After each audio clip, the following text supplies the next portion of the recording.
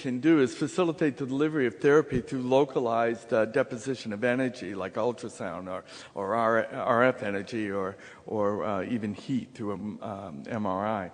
And we can do this to control the pharmacokinetics and biodistribution by releasing drugs locally at the tumor and increasing its basic concentration there.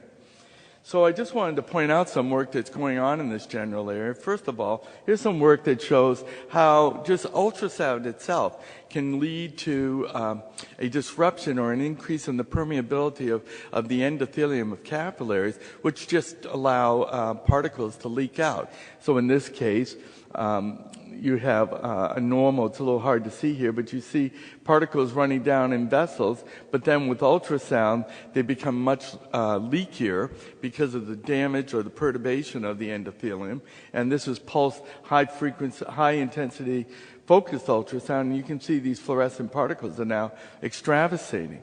And 24 hours later, where the simple delivery of particles would have had very little extravasation, this area has an increased deposition of drug or particles.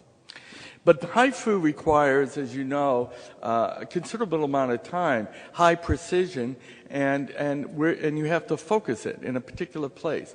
So the interaction or the melding, if you will, of high frequency or high intensity ultrasound with MRI has really been a major milestone. And in our lab, we actually had it also running with CT.